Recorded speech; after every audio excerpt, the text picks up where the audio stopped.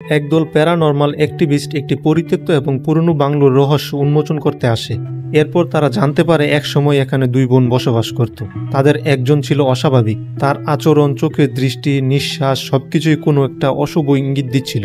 সবকিছুই আপনার চোখের সামনে ঘটবে, কিন্তু আপনি বুঝতেই পারবেন না আপনার কাকে সন্দেহ করা উচিত। বলছিলাম হিন্দি ভাষায় মুক্তি পাওয়া psychological horror suspense thriller movie জেসির কথা। মধ্যরাত, হাইওয়ের পাশে কোনো একটি রেস্টুরেন্টে জেসি আর এমি নামে দুই বোন বসে আছে। এমি জেসির কাছে জানতে চাচ্ছিল ঈশ্বর যেমনটা আছে তেমনটা তো আত্মাও আছে, তাই না? জেসি জানতে চায়, তোকে কে বলেছে ঈশ্বর আছে? এমি বলে, কেন, মা বলেছে। জেসির কথা, যদি ঈশ্বর থাকতোই তাহলে মা আজ বেঁচে থাকতো, আর যদি আত্মা থাকতো তাহলে মায়ের আত্মা আমাদের আশেপাশে থাকতো। জেসির কথায় আমরা এতটুকু বুঝতে পারি জেসি ঈশ্বরে বা আত্মায় কোনো কিছুতেই বিশ্বাস করে না। এরপর তারা দুজন তাদের গাড়ি নিয়ে বেরিয়ে যায়। ড্রাইভ করতে করতে সকাল হয়ে যায়, রাস্তা একদমই ফাঁকা। কিন্তু হঠাৎই নির্জন একটি জায়গায় জেসিদের কারের অ্যাক্সিডেন্ট হয়, আর এখান থেকে সিন শিফট হয়। আমাদের কয়েকজন প্যারানর্মাল অ্যাক্টিভিস্টকে দেখানো হয়। এক কথায় ওরা সবাই গোস্ট হান্টার, মানে বিভিন্ন ভৌতিক জায়গায় ঘুরে ঘুরে ভূতের উপস্থিতি বা আত্মাদের উপস্থিতি আছে কিনা সেগুলো বোঝার চেষ্টা করে, আর ভিডিও বানিয়ে সোশ্যাল মিডিয়াতে আপলোড করে। এদের টিমে মোট 4 জন সদস্য আছে। যে ড্রাইভ করছে তার নাম শালিনী, ক্যামেরা হাতে এই ছেলেটির নাম মজু, আর পিছে যে মেয়েটি বসে আছে তার নাম জু, আর তার পাশের ছেলেটির নাম আবি। তারা মূলত তাদের পরবর্তী প্রজেক্টের উদ্দেশ্যে বের হয়েছে। তবে পথে একটি সুন্দরী মেয়ে দেখে আবি শালিনীকে কার থামাতে অনুরোধ করছিল, কিন্তু শালিনী কার থামাবে না। তখন আবি বলছিল মেয়েটা হয়তোবা লোকাল হবে, আর আমরা যেখানে যাচ্ছি মেয়েটি আমাদের সাথে থাকলে আমাদেরকে গাইড করতে পারবে। মানে এই সেই কথা বলে মেয়েটিকে কারে তোলার উদ্দেশ্য আর কি। তবে আবি অনেকক্ষণ চেষ্টার পর শালিনীকে কনভিন্স করতে পারে, আর এই মেয়েটির নাম হচ্ছে সামিরা। আবি সামিরাকে বলে, আমরা আগে কখনো এখানে আসিনি, আবার আমাদের জিপিএসও কাজ করছে না, তাই তুমি যদি আমাদের গাইড করো আমাদের অনেক উপকার হবে। আর আবি এটাও জানায় আবিরা ভিক্টোরিয়া হাউসে যাচ্ছে, আর ভিক্টোরিয়া হাউসের কথা শুনে সামিরা বলে ওঠে, আমার পারমিশন ছাড়া তোমরা সেখানে যেতেও পারবে না। আর এরপর ওই সামিরার সাথে কথা বলে আবিরা জানতে পারে সামিরা ওই ভিক্টোরিয়া হাউসের মালিক। শালিনী তখন বলছিল, যতদূর আমরা জানি ওই বাড়িতে 2 বোন থাকতো। তারা মারা যাওয়ার পর থেকে সবাই ওই বাড়িটিকে হান্টেড হাউস বলে। সেখানে অনেক ঘটনার কথা লুকোমুখে প্রচলিত আছে, তাই ওই বাড়িটা হান্টেড কিনা আমরা সেটা এক্সপ্লোর করতে চাচ্ছি। এটা শুনে সামিরা বলে, আসলে আমি জার্মানিতে থাকি, ওইখানে ওই 2 বোনের মৃত্যুর পর মানুষ ওই বাড়িটাকে হান্টেড বলে।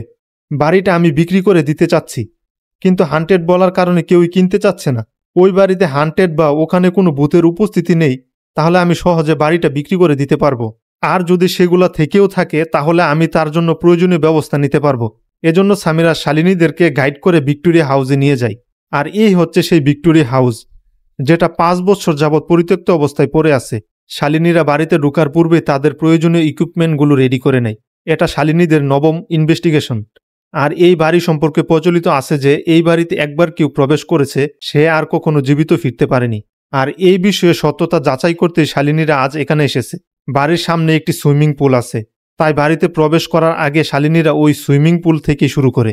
আর সুইমিং পুলের কাছে গিয়ে দেখে সুইমিং পুলে তেমনটা পানি নেই, যতটুকু আছে সবই ময়লা পানি। তবে এই ময়লা পানির মধ্যে একটি পরিষ্কার চেয়ার রাখা। চেয়ারটি কেন রাখা শালিনীরা সেটা বুঝতে পারছে না। তবে এখানে কোনো কিছুর উপস্থিতি আছে কি না শালিনীরা সেটা বোঝার চেষ্টা করছে। এরপর তারা বাড়ির মধ্যে প্রবেশ করে, আর বাড়ির মধ্যে গিয়ে দেখে বাড়ির মধ্যে একটি অ্যাকুরিয়াম, যেখানে জীবন্ত মাছ রয়েছে, পাশে একটি টিভি, ঘড়িটাও সচল, আর পুরো বাড়ির মধ্যে সবকিছু সাজানো গোছানো। সবকিছু দেখে মনে হচ্ছে এখানে কেউ বসবাস করে। আবার ঘরের মধ্যে অনেক দামি দামি জিনিসপত্র। যদি এখানে কেউ বসবাস না করতো তাহলে তো এসব চুরি হয়ে যাওয়ার কথা। তার মানে লোকমুখে যেটা প্রচলিত আছে, হয়তো এখানে কিছু একটার উপস্থিতি নিশ্চয়ই আছে। তারা লিভিং রুম ক্রস করে সিঁড়ির সামনে গিয়ে দেখে সিঁড়ির পিছের জায়গাটা ছিন্নবিচ্ছিন্ন রক্তমাখা জুতা, পাশে কয়েকটি চুলের কাঁকড়া। আবার আবি উপরের ঘর চেক করে ওয়াকিটকিতে জানাচ্ছিল উপরের ঘরের মধ্যে এলোমেলোভাবে স্ক্যান্ডেলস রাখা, মনে হচ্ছে এখানে কিছু একটা করা হয়েছে। তবে শালিনীদের একটি প্রসিডিউর আছে, আর তা হচ্ছে তারা এক পাশ থেকে একটি একটি রুম করে এক্সপ্লোর করবে। এর জন্য তারা প্রথমে নিচের রুমটিতে ঢুকে। রুমের দেয়ালের মধ্যে 2 বোনের একটি ফটো লাগানো, তবে মুখ দুটি নষ্ট করে দেওয়া হয়েছে, যে জন্য কোনো চেহারা বোঝা যাচ্ছে না। আবিরা ধারণা করছে এটা হয়তোবা বড় বোনের রুম হতে পারে। এই রুম থেকে বের হয়ে ডাইনিং এরিয়াতে গিয়ে দেখা যায় ডাইনিং টেবিলের উপর ক্যান্ডেল জ্বলছে, আশেপাশে জুস রাখা, খাবার ফলমূলও রাখা। রান্নাঘর থেকেও প্রেসার কুকারের সিটির আওয়াজ আসছিল।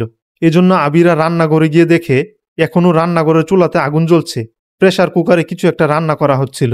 এই সব কিছু স্পষ্ট প্রমাণ করছে এখানে কারোর বসবাস রয়েছে। নিচের সবকিছু পরিষ্কার পরিচ্ছন্ন থাকলেও এই রুমটা বহুদিন যাবৎ বন্ধ করে আছে। কিন্তু এই রুমের মধ্যে মোম জ্বলছে, আবার মেঝেতে রঙিন মোম পড়ে আছে, পাশে টেবিলের উপর লাল রঙের টেডি, আবার পুরো দেয়ালে ভয়ানক সব স্কেচ করে রাখা। এই সব কিছু দেখে আর ফ্লোরের রঙিন মোমগুলো দেখার পর শালিনীরা ধারণা করছে হয়তো এখানে কোনো ব্ল্যাক ম্যাজিক করা হতে পারে। শালিনীরা অনেকক্ষণ রুমের মধ্যে ঘোরাঘুরি করে বোঝার চেষ্টা করে এখানে এক্স্যাক্টলি কি ঘটতে পারে, তবে কোনো লিঙ্ক না পেয়ে তারা বাইরে চলে আসে। তারা এসেছে 3 ঘন্টা হয়ে গেছে। তারা বুঝতে পারছে এখানে কিছু একটার উপস্থিতি নিশ্চয়ই আছে, কিন্তু এখনো কোনো সাইন পায়নি। তবে এর মধ্যেই হঠাৎ করে দরজাটা বন্ধ হয়ে যায় আর সবাই ধীরে ধীরে ওই রুমে প্রবেশ করে। আর গিয়ে দেখে সেখানে 2টি টেডি রাখা ছিল, ছোটটি আছে আর বড়টি মিসিং। তার মানে এখানে যে কিছু একটার উপস্থিতি আছে সেটাই তার প্রথম সাইন। হঠাৎ জানালার বাইরে থেকে শব্দ আসে আর সবাই জানালার গ্লাস দিয়ে তাকিয়ে দেখে সামনের যে সুইমিং পুলের চেহারাটি ছিল ওই সুইমিং পুলের চেহারের মধ্যে কালো ভয়ানক চেহারার এক নারী বসে আছে।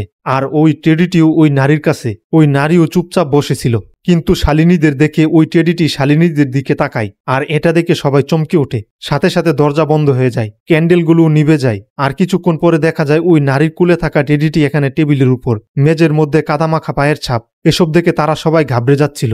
ঠিক তখন ওই নিচের থেকে টিভি অন করার শব্দ পেয়ে সবাই নিচে আসে। এই বাড়ির মধ্যে আসার পর থেকে তাদের সাথে যা যা ঘটছিল এসব দেখে সামিরা একদম ভয় পেয়ে যাচ্ছে। সামিরা বলছিল চলো দ্রুত এখান থেকে চলে যাই, কিন্তু শালিনীর কথা এখানে এক্স্যাক্টলি কি ঘটেছে সেটা না জানা পর্যন্ত আমরা যাব না। আর ঠিক এরপরে টিভিতে একটি ভিডিও ফুটেজ চালু হয়। সিন চলে যায় একটি রেস্টুরেন্টে। 24 জানুয়ারি 2013। এমি এবং জেসি একটি কফি শপে বসে কফি খাচ্ছে। বিল পে করতে গিয়ে জেসি খেয়াল করে তার ব্যাগটি কাছে নেই। জেসি ধারণা করে হয়তোবা তাদের কারের মধ্যে ব্যাগ রেখে এসেছে, তাই জেসি ব্যাগ আনতে যায় আর গিয়ে দেখে কারের দরজা জানালা সবই খোলা, কারের কোথাও ব্যাগ নেই। তার মানে তার ব্যাগটি চুরি হয়ে গেছে। তবে ড্যাশবোর্ডের মধ্যে তখনও কিছু টাকা ছিল, এজন্য জেসি ওই টাকা নিয়ে ফিরে আসে এবং এমিকে বলে তোকে আমি কতবার বলেছি কারের উইন্ডো খোলা রাখবি না, আমাদের ব্যাগ চুরি হয়ে গেছে। এমির কথা শুধু একটা ব্যাগই তো, কি হয়েছে তাতে? জেসি বলে ওই ব্যাগের মধ্যে আমার লাইসেন্স, মোবাইল, বাড়ির চাবি সবকিছু ছিল। এরপর বিল পে করে জেসি এবং এমি কার নিয়ে তাদের বাড়িতে যায়। তবে বাড়ি দেখে এমি বলছিল এটা কার বাড়ি, আমরা এখানে কেন এসেছি? জেসি বলে দেখ মজা করিস না, এটা তো আমাদেরই বাড়ি। কিন্তু এমির কথা এটা আমাদের বাড়ি না। এমি তো বাড়িটি চিনতেই পারছে না। আবার ব্যাগের মধ্যে তাদের চাবি ছিল।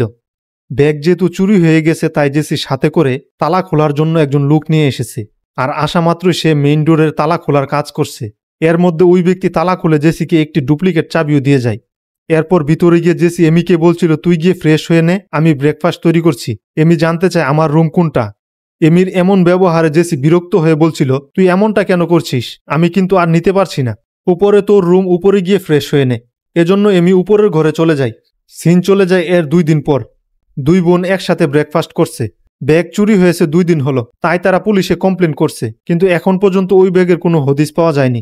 জেসি বলছিল পুলিশের উপর ভরসা করে বসে থাকাটাই বোকামি হয়েছে, আমার এতক্ষণে নতুন ফোন কিনে নেওয়া উচিত ছিল। তোর বিষয় নিয়ে রাজীবের সাথে কথা বলতে হবে। আর রাজীবের কথা শোনা মাত্র এমি জেসির দিকে আশ্চর্যভাবে তাকায়। জেসি বলছিল আমি শপিংয়ে যাব, তুই যাবি আমার সাথে? কিন্তু এমি নিষেধ করলে জেসি এমিকে বলে যায় তাহলে আমি যাচ্ছি, তুই দরজাটা বন্ধ করে ভিতরে থাকিস। এমি তো কোনো জেসির দিকে আশ্চর্যভাবে তাকিয়ে আছে। এরপর জেসি নতুন ফোন কিনে নিয়ে আসে আর ফোনটি এনেই জেসি তার ডায়েরি খুঁজতে শুরু করে, কারণ ওই ডায়েরির মধ্যেই রাজীবের নম্বরটি ছিল। অবশ্য খুঁজতে খুঁজতে জেসির ঘরের ড্রয়ারের মধ্যে ডায়েরিটি পাওয়াও যায়। তবে জেসি যখনই রাজীবকে কল করতে যাবে তখন ওই দরজায় বেলের শব্দ পেয়ে জেসি দরজা খুলতে গিয়ে দেখে পুলিশ এসেছে। তিনি হচ্ছেন ইন্সপেক্টর রমেশ। মূলত জেসির যে ব্যাগটি হারিয়েছিল রমেশ ব্যাগটি উদ্ধার করে নিয়ে এসেছে। তবে রমেশ জেসির কাছে পানি খেতে চাইলে জেসি পানি আনতে যায়। আর এরপরও জেসি অন্য পোশাকে এসে জানতে চায় আপনি এখানে কি করছেন? আর এমিকে দেখা যায় রমেশের জন্য পানি নিয়ে আসছে। রমেশ তো পুরোই হতবাক। রমেশ বুঝতে পারছে না সে কাকে দেখছিল আর এখন কাকে দেখছে। রমেশের মাথার মধ্যে কেন যেন সবকিছু গুলিয়ে যাচ্ছে। যাই হোক, জেসিও ব্যাগটি চেক করে আর ব্যাগে থাকা লাইসেন্স এবং আইডি কার্ড দেখিয়ে বলে এগুলো তো অন্য কারোর, এটা আমার ব্যাগ না, আপনি ভুল করে অন্য কারোর ব্যাগ নিয়ে এসেছেন। আর এটা শোনার পর রমেশ তার গাড়িতে থাকা অন্য একটি ব্যাগ নিয়ে এসে জেসিকে দিলে জেসি ওই ব্যাগ থেকে তার আইডি বের করে দেখিয়ে বলে এটাই তো আমার ব্যাগ। রমেশ বলে ঠিকই বলেছেন ম্যাডাম, আমারই ভুল হয়েছিল। রমেশ জানতে চায় এখানে আপনারা কতদিন যাবৎ থাকেন? জেসি বলে 3 বছর। এরপর রমেশ জেসিকে তার নম্বরটি দেয় এবং বলে যে কোনো প্রয়োজন পড়লে আমাকে কল করবেন। এই বলে রমেশ চলে যায়। সিন চলে যায় রাতে। জেসি রাজীবকে কল করে, কিন্তু রাজীব এমন এক বিহেভ করছে রাজীব জেসিকে চিনতে পারছে না। জেসিও বারবার রাজীবকে বোঝানোর চেষ্টা করছিল, কিন্তু রাজীব কল কেটে দেয়। আর জেসিকে চিন্তিত দেখে আমি জানতে চাচ্ছিল কি হয়েছে। জেসি বলে রাজীব এমন বিহেভ করলো যেন আমাকে চিনেই না, জানি না কেন এমনটা করছে। সিন চলে যায় পরদিন সকালে। জেসি জগিংয়ে বের হয়েছে। ঠিক তখনই রাজীব কল করে এবং গতকাল তার সাথে বাজে ব্যবহারের জন্য ক্ষমা চায়। আর এখানে আমরা জেসির কথা জানতে পারি জেসি এমির জন্য একজন ডক্টরের বিষয়ে কথা বলতে রাজীবকে কল করেছিল। আর রাজীব জানায় ডক্টর কিরণ কুমারের অ্যাপয়েন্টমেন্ট পেয়ে গেছি। শুনে জেসি খুব আনন্দিত। জেসি বলছিল তাহলে কাল আমি হায়দ্রাবাদ যাওয়ার জন্য ফ্লাইটের টিকিট বুক করছি, কারণ ডক্টর কিরণ কুমার একটি প্রজেক্টের কাজ নিয়ে তোমাদের ওখানে আসছে, তাই আমাদের আর সেখানে যেতে হবে না। এরপর রাজীব জেসি এবং এমিকে ডাক্তার কিরণ কুমারের কাছে নিয়ে যায়। এটা তাদের প্রথম সাক্ষাৎ। জেসি ডক্টরকে জানায় এমির বয়স এখন 25 বছর, কিন্তু এমির 18 বছর বয়স পূর্ণ হওয়ার পর থেকে এমির মানসিক বা শারীরিক বিকাশ হয়নি, এজন্য এমি ওই 18 বছর বয়সেই পড়ে আছে। আর জেসির মুখে এমির এমন কন্ডিশনের কথা শুনে ডক্টর কিরণ কুমার একটি মুভির বিষয় বলছিল, কারণ তার কাছে এটা একটা মুভির গল্প হিসেবে মনে হচ্ছে। অবশ্য জেসির প্রমাণস্বরূপ এমির সাথে ঘটে যাওয়া বিভিন্ন ইভেন্টের ফটোগুলো দেখায়। আর এইসব কিছু দেখার পর ডক্টর কিরণ চেক আপ করায়। আর টেস্ট রিপোর্টগুলো আসার পর সেগুলো দেখে কিরণ জানায় এমি সম্পূর্ণ নর্মাল আছে, ওর কোনো সমস্যা নেই। তাই তার কাছে আবারও মনে হচ্ছে এই সবকিছু জেসিদের সাজানো নাটক, তাই এই সমস্যার সমাধান তার কাছে নেই। এই জন্য জেসিদের বাধ্য হয়ে ফিরে আসতে হয়। তবে এটা তাদের কাছে নতুন কিছু নয়, এর আগে অনেক ডক্টরের সাথে এমন ঘটনা ঘটেছে, এজন্যই এখন চিন্তিত। কিন্তু রাজীব জেসিকে বোঝানোর চেষ্টা করে, তুমি চিন্তা করো না, আমি এমির জন্য কোনো না কোনো ভালো ডক্টর খুঁজে বের করব, এমি সুস্থ হয়ে যাবে। সিন চলে যায় রাতে। জেসি তার ল্যাপটপে কিছু করছে, তখন এমি ডাকায় জেসি এমির রুমের দিকে যাচ্ছিল। ঠিক তখন এমি নেমে এসে জানতে চায় তুমি আমাকে ডাকছো কেন? জেসি বলে আমি কখন ডাকলাম, তুই আমাকে ডাকলি, কিন্তু এমির কথা তোমার ডাক শুনেই তো আমি নিচে এসেছি। এজন্য জেসি বলে ঠিক আছে, তুই ডাকছিস না, আমিই ডেকেছি, এবার গিয়ে ঘুমা। তাই এমিও চলে যায়, জেসিও তার রুমে ফিরে আসে। কিন্তু জেসি ফিরে এসেই দেখে তার ল্যাপটপটি তো বেডের উপরে রাখা ছিল, কিন্তু এখন ল্যাপটপটি চেয়ারের উপরে রাখা। ঠিক তখনই এমি চিৎকার করে ওঠে। আর জেসি এমির রুমে গিয়ে দেখে এমি খাটের উপরে বসে আছে। এমি বলছে খাটের নিচে কেউ একজন ঢুকেছে, তুমি চেক করে দেখো। এজন্য জেসি একটু ভয়ে ভয়ে বিছানা চাদর সরিয়ে নিচে তাকাতেই একদমই চমকে ওঠে, কারণ এখানে তো এমি। আবার এমি বলছে খাটের উপরে কেউ একজন বসে আছে। জেসিও বুঝতে পারছে না এসব কি হচ্ছে। তবে জেসি যখনই উপরে তাকায় খাটের উপরে তো কেউই নেই। আর ঠিক তখন ওই খাটের নিচ থেকে একটি হাত এসে জেসির পা টেনে ধরে। আর পরবর্তী দিন জেসি ঘুম থেকে উঠে দেখে জেসির পায়ে হাতের ছাপ পড়ে আছে। তার মানে গত রাতে যেগুলো ঘটেছে সেটা বাস্তবেই ঘটেছিল। এরপর জেসি এমির রুমে গিয়ে দেখে এমি এখনও ঘুমাচ্ছে। এজন্য জেসি নিচে গিয়ে রাজীবকে কল করে এবং গত রাতের ঘটনা শেয়ার করে, যে আমি বুঝতে পারছি না এগুলো স্বপ্ন ছিল না বাস্তবে ঘটেছে। ঠিক তখনই এমি একটি অ্যাপেল নিয়ে এসে বলে আমাকে অ্যাপেলটি কেটে দাও। এরপর দুই বোনের কথার মাঝে এমি জেসিকে অনুরোধ করে চলো না আজ আমরা মাছ ধরতে যাই। সাথে এমি জেসির কাছে একটি টেডিও আবদার করে। তাই বোনের আবদার রাখতে জেসি এমিকে নিয়ে মাছ ধরতে যায়। সারাদিন ক্যাম্পিং করে এখানে ওখানে ঘুরে বেড়ায়। সন্ধ্যার পর তারা বাড়িতে ফিরে আসে। এরপর জেসি এমিকে বলছিল আমি ডিনার তৈরি করছি, তুমি উপরে যাও, ডিনার রেডি হলে আমি ডাকবো। এজন্য এমি উপরে চলে যায়। আর জেসি ডিনার রেডি করে এমিকে ডাকতে গিয়ে দেখি এমি তখন ওয়াশরুমে। তবে জেসি এমির বেডের উপর এমির ড্রয়িং বুকটি পায়, যেখানে এমি আজব আজব সব স্কেচ করে রেখেছে। তাই জেসি নোটবুকটি নিয়ে যায়। আর এমি যখন ডিনার করতে আসে জেসি এমিকে এই স্কেচের ব্যাপারে বলে যে এগুলা বানানো বন্ধ করো, কিন্তু এমির কথা এগুলা তার হবেই, সে যে কোনো মূল্যে এগুলো তৈরি করবেই। আর জেসিও মনে করছে এই সব কিছু তৈরি করার জন্য এমির সাথে এমন ঘটনাগুলো ঘটছে। আর এটা নিয়ে দুই বোনের মধ্যে তর্ক হলে এমি রাগ করে উপরে চলে যায়। আর জেসিও টেবিলের উপর ঘুমিয়ে পড়ে। সিন চলে যায় পরদিন সকালে। জেসির ঘুম ভাঙতে জেসি এমির রুমে এমিকে চেক করতে যায়, কিন্তু সারা ঘরেও এমি নেই। পুরো বাড়িতে খুঁজেও তাকে পাওয়া যাচ্ছে না। জেসি দ্রুত রাজীবকে কল করে বিষয়টি জানায়। রাজীবের কথা কোথায় যাবে, তবে ঠিক তখন ওই উপর থেকে ফোটায় ফোটায় পানি পড়তে থাকে। এজন্য জেসি দোতলার রুমে যায়। আর সেখানে গিয়ে দেখে জেসির পুরো ঘর পানিতে তলিয়ে গেছে, পানির মধ্যে স্কেচগুলো ভাসছে। আর ওয়াশরুমে গিয়ে এমি বাথট্যাবের মধ্যে ডুবে আছে। তবে এমি মারা যায়নি। জেসি এমিকে বাথট্যাব থেকে বের করে ড্রেস চেঞ্জ করে বিছানায় শুইয়ে দেয়। এর মধ্যে রাজীব এসে পড়েছে। জেসি রাজীবকে সবকিছু জানায় আর এমির রুমে নিয়ে গিয়ে ওই স্কেচগুলো দেখায়, সাথে ওই ড্রয়িং বুকটিও। জেসির কথা এমি আগে কখনো এমনটা করতো না, দিন দিন ও এইসব তৈরি করছে আর কেমন যেন পাগলের মতো হয়ে যাচ্ছে। এজন্য রাজীব সাইকোয়াট্রিককে ডাকে এবং তাকেও এই স্কেচগুলো দেখায়, সাথে এমির সাথে যা কিছু ঘটেছে সবকিছু শেয়ার করে। কারণ এতদিন তারা শুধুমাত্র এমির ফিজিক্যাল কন্ডিশন নিয়ে চিন্তিত ছিল, এখন মেন্টাল কন্ডিশন নিয়ে চিন্তা করতে হচ্ছে। কিন্তু সাইকোয়াট্রিক আরাধ্যা বুঝতে পারছেন এগুলো এমি কেন করছে। এমি কি তাহলে এই জিনিসগুলো দেখতে পাচ্ছে, নাকি কেউ এমিকে এই কাজগুলো করতে বাধ্য করছে? তবে আরাধ্যা বলে চিন্তার কোনো কারণ নেই, এমিকে কিছু স্মল ট্রিটমেন্ট দিলেই এমি আবার স্বাভাবিক হয়ে যাবে। এজন্য আরাধ্যা এমির সাথে কথা বলতে এমির রুমে যায়। আর রাজীব জেসি রুমের বাইরে অপেক্ষা করছিল। তবে কিছুক্ষণ পরে আরাধ্যা দরজা পেটাতে শুরু করে। আরাধ্যা দরজা খুলে দ্রুত বের হয়ে আসে। আরাধ্যাও প্রায় সেন্সলেস হয়ে যাচ্ছিল। তাই রাজীবরা দ্রুত আরাধ্যাকে নিচে রুমে নিয়ে বসায় আরাধ্যা বলছিল ও কোনো সাধারণ মেয়ে নয়, ওর আশেপাশে থেকো না, ও যে কোনো সময় কিছু একটা করে ফেলতে পারে, যত দ্রুত সম্ভব তোমরা এখান থেকে চলে যাও, কোনো ডক্টরই ওর চিকিৎসা করতে পারবে না বলে আরাধ্যা বের হয়ে যাচ্ছিল। তখন ওই এমি নিচে এসে আরাধ্যাকে বাধা দেয়। এমি বলে কাল তুমি তোমার বাড়ি থেকে বের হবে না, যদি তুমি বের হও তাহলে তুমি জীবিত ফিরতে পারবে না বলে এমি চলে যায়। আর আরাধ্যাও ভয় পেয়ে দ্রুত বের হয়ে যায়। আরাধ্যার সাথে রাজীবও বের হয়ে যাচ্ছিল। জেসি জানতে চায় তুমি কোথায় যাচ্ছ। রাজীব বলে এই কন্ডিশনে ওনাকে একা যেতে দেওয়া যাবে না, তুমি ভয় পেও না, তোমার কিছু হবে না, তুমি থাকো, আমি আসছি বলে রাজীব চলে যায়। আর এখান থেকে সিন চলে যায় রাতে। জেসি এমিকে তার রুমে রেখেছে, তবে রাজীব এখনো ফিরেনি। তাই জেসি রাজীবকে কল করে। রাজীবও জানায় আমার কার নষ্ট হয়ে গেছে, আমার আসতে একটু সময় লাগবে। কথা শেষ করে জেসি লক্ষ্য করে পাশে এমি নেই। সাথে সাথে ইলেকট্রিসিটি চলে যায়। এজন্য জেসি মোম জ্বালিয়ে এমিকে খুঁজতে শুরু করে। সারা ঘরে কোথাও না পেয়ে জেসি এমিকে খুঁজতে বাড়ির বাহিরে চলে আসে। এদিকে বিদ্যুৎ যাচ্ছে আর আসছে, বারবার ব্লিঙ্ক করছে। জেসির হাতের মোমগুলো নিভে গেছে। সুইমিং পুলের দিক থেকে জেসির কানে শব্দ বেশি আসছিল। এজন্য জেসি হাঁটতে হাঁটতে সুইমিং পুলের সামনে যায়। আর সুইমিং পুলের সামনে গিয়ে দেখি এমি সুইমিং পুলের পানির মধ্যে দাঁড়িয়ে আছে। এজন্য জেসি সুইমিং পুলের পানিতে নেমে এমির কাছে যায়। আর এমিকে ধরেই দেখি এটা তো এমি নয়, এটা একটি মাথা কাটা টেডি। তাই এটা দেখে ভয় পেয়ে জেসি পানি থেকে উঠে যায়। আর তখন ওই পানিগুলো ফুটতে থাকে। পুলের পানি কালো রং ধারণ করে। এমিকেও দেখা যায় পুলের পানির মধ্যে ভেসে উঠেছে। আর এমিকে দেখা মাত্র যখন জেসি এমির কাছে যাবে ঠিক তখনই জেসি পানির মধ্যে তলিয়ে যায়। সিন চলে যায় এর কিছুক্ষণ পর। জেসির সেন্স ফিরেছে।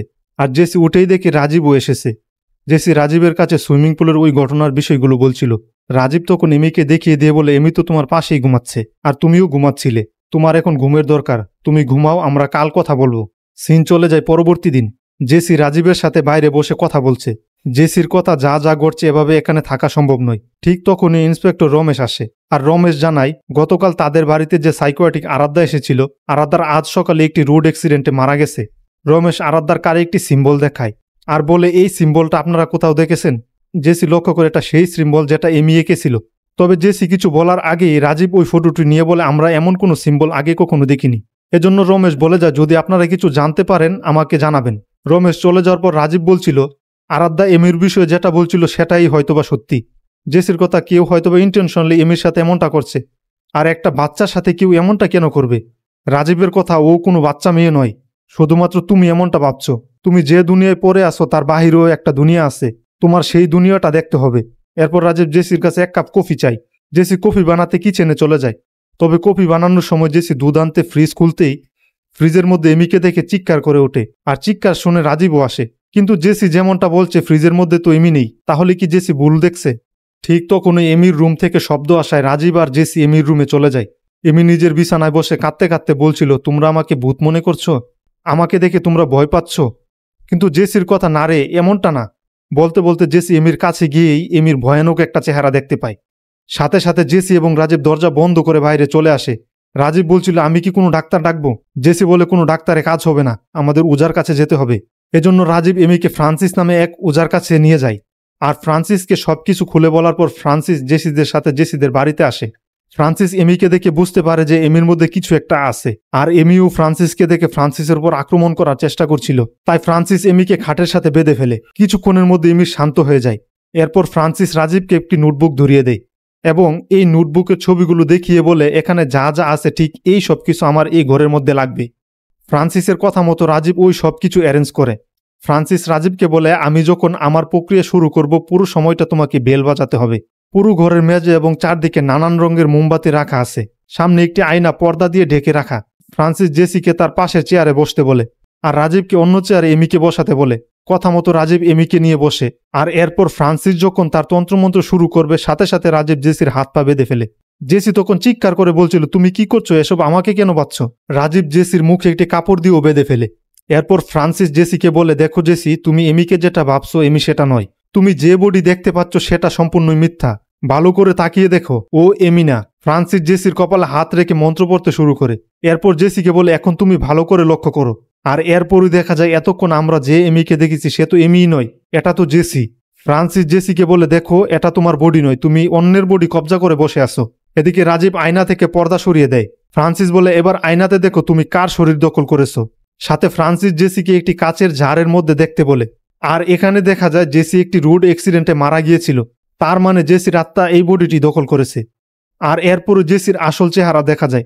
ফ্রান্সিস জেসিকে বলছিল এই শরীরটা ছেড়ে দাও, তুমি চলে যাও, কিন্তু জেসির আত্মা কিছুতেই যাবে না। এজন্য ফ্রান্সিস তন্ত্রমন্ত্র করে এই বডি থেকে জেসির আত্মাকে বের করে ফেলে।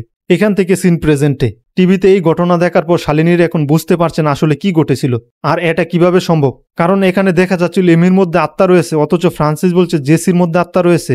আবার অ্যাক্সিডেন্টে বা কে মারা গেল, মানে যে কার অ্যাক্সিডেন্ট দেখানো হয়েছিল, তাহলে সেই অ্যাক্সিডেন্টটা কার ছিল? আবার জেসির সামনে জেসির মতো দেখতে যে বসেছিল সেই বা কে? আর এমির সাথে কি হয়েছিল, এই প্রশ্ন যেমন শালিনীদের মনের মধ্যে তেমন আমাদের মনের মধ্যেও। তবে এর উত্তর শুধু জেসি দিতে পারে। এজন্য শালিনীরা জেসির উদ্দেশ্যে বলছিল আমাদের পুরো ঘটনাটা জানতে হবে, এমির সাথে কি হয়েছিল, আমাদেরকে বলো। ঠিক তখন ওই সামিরা তার পিঠে কিছু একটা অনুভব করছিল, আর শালিনীরা চেক করে দেখে সামিরার পিঠে রক্ত দিয়ে লেখা আই ডোন্ট নো। তার মানে এমির সাথে কি হয়েছিল বলতে পারছে না। তাহলে এমির সাথে কি হয়েছিল সেটা এখন কিভাবে জানা যাবে? সামিরা তখন বলে তোমাদের মনে আছে জেসি তার নোটবুকের মধ্যে রাজীবের নম্বর লিখে রেখেছিল, যেটা তার ড্রয়ারে ছিল। সাথে সাথে সবাই জেসির রুমের ড্রয়ার চেক করে, আর ওই ড্রয়ারের মধ্যে থাকা নোটবুকে রাজীবের নাম্বারটিও পাওয়া যায়, কিন্তু রাজীবের নম্বরটি বন্ধ। নোটবুকের মধ্যে ইন্সপেক্টর রমেশের কার্ডও পাওয়া যায়। তাই শালিনীরা ইন্সপেক্টর রমেশকে কল করে এবং এই বাড়ি সম্পর্কে জানতে চায়। রমেশ জানতে চায় তোমরা এখন কোথায়। শালিনী বলে আমরা ইনভেস্টিগেশন করতে বাড়িতে এসেছি। রমেশ বলে তোমরা কি বাঁচতে চাও না? যত দ্রুত সম্ভব এখান থেকে চলে যাও। শালিনীর কথা দেখুন স্যার, আমরা প্রফেশনাল, আপনি আমাদের সাথে একটু দেখা করুন, আমাদের কিছু ইনফরমেশন দরকার। তারপর অবশ্য রমেশ রাজি হয়। কিছুক্ষণ পর রমেশও এসেছে। জেসি এবং এমির ওই ফুটেজের বিষয় সম্পর্কে বলে এবং জানতে চায় ওদের সাথে কি হয়েছিল। সবকিছু শোনার পর রমেশ শুধু বলে আমি এক শর্তে তোমাদেরকে পুরো স্টোরিটি বলতে পারি, তোমাদের কথা দিতে হবে, তোমাদের এখান থেকে চলে যেতে হবে। শালিনীরাও রাজি হয়, আর এরপরে রমেশ পুরো স্টোরিটি বলতে শুরু করে। সিন চলে যায় ওই ঘটনার পরবর্তী দিন। জেসির জ্ঞান ফিরেছে, আর জেসির সামনে ডক্টর আরাধ্যা বসে আছে। এখানে আমরা তাদের কথাতে জানতে পারি এতক্ষণ আমরা যাকে জেসি বলে জেনে এসেছি সে আসলে জেসি নয়, তার আসল নাম শ্রুতি। আর শ্রুতি ডক্টর আরাধ্যা, ফ্রান্সিস, ইন্সপেক্টর রমেশ, এমনকি রাজীবকেও চিনতে পারছে না। সাথে আমরা এটাও জানতে পারি শ্রুতির একটি যমজ বোনও আছে যার নাম আমরতা। আর এই সেই আমরতা যাকে আমরা শ্রুতির ঠিক অপোজিট সাইডে দেখেছিলাম। তার মানে এখন আপনারা নিশ্চয়ই বুঝতে পারছেন ফ্রান্সিস যখন প্রক্রিয়া করছিল তখন সেখানে শ্রুতি আর আমরতা ছিল, কিন্তু শ্রুতির সাথে এক্স্যাক্টলি কি ঘটেছে শ্রুতি কিছুই মনে করতে পারছে না। এজন্য সবাই শ্রুতিকে সবকিছু বলার সিদ্ধান্ত নেয়। ফ্রান্সিস আর রাজীব চলে যায়, আর রমেশ শ্রুতির কাছে জানতে চায় জানুয়ারি 24 তারিখ সকালে তুমি কোথায় ছিলে। তবে শ্রুতির কথা জানা যায় শ্রুতির সাথে এতদিন যা কিছু ঘটেছে শ্রুতি যেহেতু কিছু মনে নেই, তাই শ্রুতি ভাবছে আজই জানুয়ারি 24 তারিখ। তবে জানুয়ারি 24 তারিখ সকালে শ্রুতিদের সাথে কি ঘটেছিল সেটা জানতে আমাদের 26 তারিখ সকালে যেতে হবে। প্রতিদিনের মতোই রমেশ থানায় এসেছে, আর থানায় এসেই জানতে পারে কনস্টেবল একজন ব্যাগ চোরকে ধরতে পেরে তাকে পেটাচ্ছে। আবার এদিকে দুদিন আগে যে অ্যাক্সিডেন্ট হয়েছিল সেই অ্যাক্সিডেন্টের ভিকটিমদের ব্যাগও তাদের কাছে আছে, যার অ্যাড্রেস ভিক্টোরিয়া হাউস। আবার জেসিদের যে ব্যাগটি তারা পেয়েছে তারও অ্যাড্রেস দিয়েছে ভিক্টোরিয়া হাউস। এজন্য রমেশের একটু সন্দেহ হয়। রমেশ 24 তারিখ সকালে অ্যাক্সিডেন্টের এফআইআর আর জেসিদের ব্যাগের এফআইআর দুইটাই চেক করে। এখানে সে স্পষ্ট দেখতে পায় দুটি ঠিকানায় ভিক্টোরিয়া হাউস, আর দুটিতেই জেসির নাম মেনশন করা আছে। অ্যাক্সিডেন্টের এফআইআর বলছে 24 তারিখ সকাল 6টার সময় জেসি এবং এমি নামের দুই বোন রোড অ্যাক্সিডেন্টে মারা গিয়েছে। আবার সেকেন্ড এফআইআর বলছে ওই একই দিন সকাল 8:30টার সময় জেসি এবং এমি নামের দুই বোন তাদের ব্যাগ চুরির কমপ্লেন করেছে। জেসি এবং এমি যদি সকাল 6টায় মারাই যায় তাহলে 8:30টায় তারা কিভাবে ব্যাগ চুরির কমপ্লেন করে? রমেশ এফআইআরে লক্ষ্য করে রাজীব নামের কেউ একজন জেসি এবং এমির বডি কালেক্ট করে নিয়ে গিয়েছিল, আর কনস্টেবল জানায় রাজীব হচ্ছে ওদের বন্ধু। তবে এই শহরে বা ওই বাড়িতে জেসি এবং এমি ছাড়া আর কেউ বসবাস করত না, বা তাদের কোনো আত্মীয় স্বজনও নেই। আর অ্যাক্সিডেন্টের পর থেকে জেসির ওই ব্যক্তি থানাতেই পড়েছিল, তাই রমেশ নিজেই ব্যক্তি দিয়ে আসার সিদ্ধান্ত নেয়। তবে রমেশ যখন ব্যক্তি নিয়ে যাচ্ছিল তখন রমেশ চিন্তা করে যে ব্যক্তি তারা চুর থেকে পেয়েছে, যেহেতু জেসি নামের ওই একই ঠিকানা কমপ্লেন দিয়েছে, তাই রমেশ ওই ব্যক্তিও সাথে নিয়ে যায়। আর ভিক্টোরিয়া হাউসে জেসি এবং এমির জায়গায় শ্রুতি এবং আমরতাকে যমজ দেখে চমকে ওঠে, কারণ এরা তো এখানে থাকার কথা নয়। এরপর রমেশ শ্রুতিকে তার হারিয়ে যাওয়া ব্যক্তি দিলে শ্রুতি তার ওই আইডি কার্ড দেখিয়ে রমেশকে বলছিল এটা তো আমার আইডি কার্ড না, আপনি অন্যজনের ব্যাগ আমাকে দিয়েছেন। রমেশ তো পুরো তাজ্জব বনে যায়। তবে রমেশ একটু চালাকি করে শ্রুতিকে জেসির ব্যক্তি দেওয়া মাত্রই শ্রুতি জেসির আইডি কার্ড দেখিয়ে বলে এটাই তো আমার। আর এখানেই রমেশের খটকাটা লাগে যে শ্রুতি নিজেকে জেসি ভাবছে। আর এরপর রমেশ যখন বের হয়ে যাচ্ছিল আমরতা রমেশের কাছে হেল্প চাইছে, আর এই জন্যই মূলত রমেশ শ্রুতির কাছে তার কার্ডটি দিয়ে এসেছিল। রমেশ এখান থেকে ফিরেই রাজীবকে কল করে, আর রাজীবের কাছে জানতে পারে জেসি এবং এমি মারা যাওয়ার পর ওই বাড়িতে কেউই থাকে না, এমনকি ওই বাড়ি থেকে জেসি নামে রাজীবকে কল করা হয়েছিল। তবে ওই রাতেই আমরতা রাজীবকে কল করে, আর রাজীব রমেশকে জানালে রাজীব আর রমেশ মিলে আমরতার সাথে দেখা করে। আর আমরতা তাদেরকে জানায় যে আমার বোন শ্রুতি আমাকে জোর করে এখানে নিয়ে এসেছে। সে নিজেকে জেসি আর আমাকে এমি বলছে। আবার আমি একজন সুস্থ মানুষ, কিন্তু ও ভাবছে আমার মানসিক সমস্যা আছে। আর 24 তারিখ সকালে শ্রুতি যখন আমরতাকে এই বাড়িতে নিয়ে এসেছিল, তখন থেকে আমরতা এই বিষয়গুলো নোটিশ করতে শুরু করে। আর আমরতার কাছে এটাও জানা যায় ওই দিন তারা হায়দ্রাবাদ থেকে আসছিল। রমেশ জানতে চায় আসার সময় তুমি শ্রুতির বিহেভিয়ারে কি কোনো কিছু লক্ষ্য করেছিলে? আমরতা তখন জানায় আমরা যখন আসছিলাম রাস্তা ফাঁকাই ছিল, কিন্তু হঠাৎ করে শ্রুতি কার ব্রেক করে। মনে হচ্ছিল ওর জন্য ব্ল্যাক আউট হয়েছে। রমেশ জানতে চায় এটা কোন জায়গায় হয়েছিল আর ঠিক কোন সময় হয়েছিল। আমরতা জানায় হোসলে হিলের পাশে হাইওয়েতে একটি অ্যাক্সিডেন্ট হয়েছিল। ওই কারটিকে ক্রস করে যাওয়ার পরই হয়েছিল, আর ঘটনাটা অ্যারাউন্ড 6টার দিকে হয়েছে। আমরতা থেকে এটা জানার পর রমেশ রাজীবের কাছে জানতে চায় গতকাল জেসির নামে শ্রুতি তোমাকে কল করে কি বলেছিল। রাজীব জানায় এমিকে ডাক্তার দেখানোর বিষয়ে কথা বলেছিল। আর এখানে রাজীবের কথা এটাও জানা যায় যেদিন অ্যাক্সিডেন্ট ঘটেছিল পরবর্তী দিনে জেসি এমিকে নিয়ে ডাক্তারের কাছে যাওয়ার কথা ছিল। আর এই সব কিছু জানার পর রমেশ বলে শ্রুতির মধ্যে জেসির আত্মা ঢুকেছে, কারণ 24 তারিখ সকাল 6টার সময় জেসি আর এমি যখন ফিরছিল তখন কার অ্যাক্সিডেন্টে জেসি এবং এমির মৃত্যু হয়। আর ঠিক এরপরে শ্রুতি এবং আমরতা কার নিয়ে ওই দিক দিয়ে যাচ্ছিল, আর ওই কারটি ক্রস করার সময় জেসির আত্মা শ্রুতির মধ্যে ঢুকে যায়। কিন্তু সমস্যা হচ্ছে জেসি যে মারা গেছে সেটা সে বুঝতে পারছে না। জেসি ভাবছে সে এখনো জীবিত, আর আমরতাকে তার ছোট বোন এমি ভাবছে। আর এটা যেহেতু জেসির বাড়ি, এজন্য শ্রুতি আমরতাকে এই বাড়িতেই নিয়ে এসেছে। আর রাজীব ছিল সবচেয়ে কাছের বন্ধু, তাই ওই রাতে রাজীবকে কল করেছিল। শ্রুতির মধ্যে যেহেতু জেসির আত্মা ছিল, তাই অন্যদের চোখে আমরতা স্বাভাবিক থাকলেও জেসি আমরতার মধ্যে এমিকে দেখত। তবে এই সব কিছু জানার পর রাজীব রমেশের কাছে এর সমাধান জানতে চায়। রমেশ বলে দেখো আমি পুলিশে চাকরি নেওয়ার আগে একজন প্যারাসাইকোলজিস্ট ছিলাম, তাই সহজে আমি সবকিছু বুঝতে পেরেছি। তবে এর সমাধানের জন্য রমেশ ফ্রান্সিসের সাথে দেখা করতে বলে। এদিকে আবার জেসির জগিং শেষ করে ফিরে আসার সময় হয়ে গেছে। আর এর পরবর্তী দিন জেসি আবার জগিংয়ে বের হলে রাজীবরা ফ্রান্সিসকে নিয়ে আসে। আর ফ্রান্সিস সবকিছু জানার পর রাজীবের কাছে জানতে চায় জেসি কি ঈশ্বরে বা আত্মায় বিশ্বাসী। রাজীব বলে ও এইসব বিশ্বাস করে না।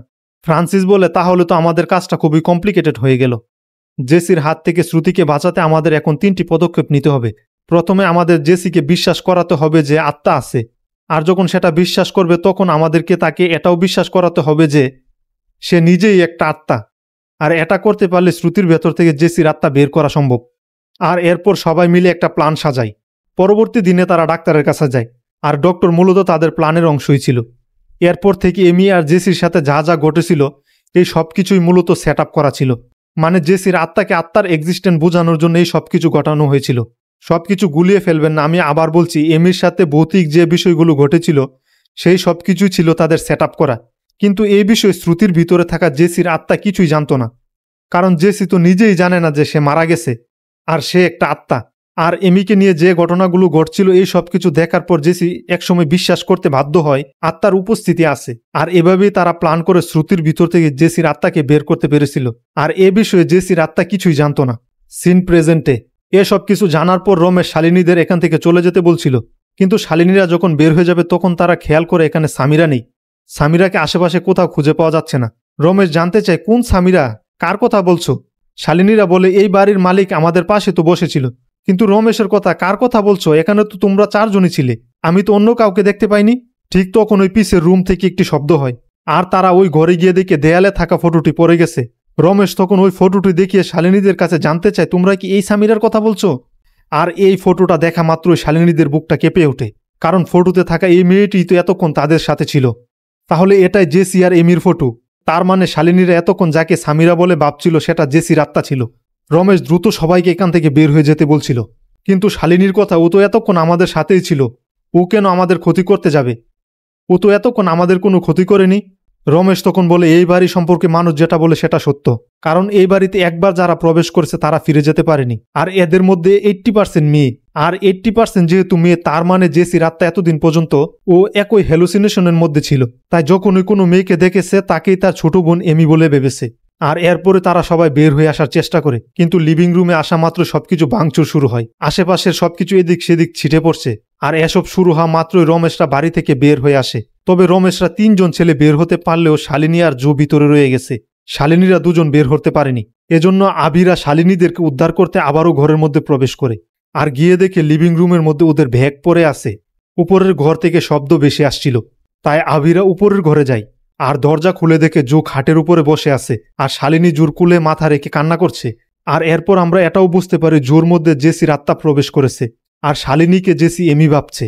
তবে আবিরা এটা বুঝতে পেরে শালিনীকে যখনই উদ্ধার করার চেষ্টা করছিল ঠিক তখনই ইলেকট্রিসিটি চলে যায়। আর অন্ধকারের সুযোগে জেসি শালিনীকে অন্য রুমে রেখে আসে। এরপর ইলেকট্রিসিটি ফিরে আসলে জোর মধ্যে থাকা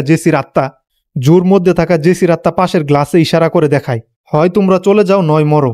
আবার নিচে ফ্রিজের মধ্যে শব্দ হচ্ছিল। ফ্রিজ খুলতেই দেখা যায় ফ্রিজের মধ্যে একই কথা লেখা। এরপর তারা শব্দ পেয়ে লিভিং রুমে আসে। আর তখনই রমেশের মাথার উপর থেকে রক্তের ফোঁটা পড়ছিল। সাথে সাথে তারা দোতলায় এমির রুমে চলে যায়। আর সেখানে গিয়ে দেখে শালিনী রক্তাক্ত অবস্থায় বেডের উপর বসে আছে। আর আবিরা শালিনীর কাছে যেতেই বাথটাবে থাকা রক্তের ভিতর থেকে উঠে আসে। আর এক পলকের মধ্যেই দুজনে উধাও হয়ে যায়। রমেশরাও ভয় পেয়ে ওই রুম থেকে বের হয়ে আসার চেষ্টা করছিল, কিন্তু যখনই তারা রুম থেকে বের হয়ে আসে তখনই আবিকে হাসকা টানে ওই রুমের মধ্যে নিয়ে যাওয়া হয়। এরপর রমেশ মজুকে নিয়ে নিচে আসতেই হঠাৎ করে মজু উধাও হয়ে যায়। রমেশও বুঝতে পারে তার সাথে একই ঘটনা ঘটতে যাচ্ছে, তাই রমেশ দ্রুত বাড়ি থেকে বের হওয়ার চেষ্টা করছিল, কিন্তু যেই দরজার কাছে যাচ্ছে সেই দরজায় বন্ধ হয়ে যাচ্ছে। এক সময় রমেশ লক্ষ্য করে রমেশের পিছে জো দাঁড়িয়ে আছে। এরপর হঠাৎ করে রমেশ উধাও হয়ে যায়। আর এরপরে আমাদের জেসির আত্মাকে দেখানো হয় সিঁড়ির উপর একটি চেহার পেতে বসে চুল নাড়ছে। মূলত জেসির আত্মা এতদিন পর্যন্ত জানতই না যে সে মারা গেছে। তবে রমেশের মুখে সবকিছু জানার পর জেসির আত্মা স্পষ্ট বুঝতে পারছে সে মারা গেছে। আর রমেশ রায় প্ল্যান করে জেসির আত্মাকে শ্রুতির বডি থেকে বের করেছে। এরপর থেকে জেসির আত্মা আর কারো বডি দখল করতে পারেনি। কিন্তু যখন এই বাড়িতে কোনো মেয়ে এসেছে, জেসির আত্মা ওই মেয়েটিকে তার ছোট বোন এমি ভেবে তার কাছে রেখে দিয়েছে। আর এজন্যই কোনো নারী একবার এই বাড়িতে প্রবেশ করেছে সে আর কখনোই ফিরে যেতে পারেনি। ভিডিওটি ভালো লাগলে ভিডিওটিতে একটি লাইক দিয়ে চ্যানেলটা সাবস্ক্রাইব করার অনুরোধ রইল। দেখা হবে অন্য কোনো মুভি বা সিরিজে। ততদিন পর্যন্ত ভালো থাকবেন, সুস্থ থাকবেন। আল্লাহ হাফেজ।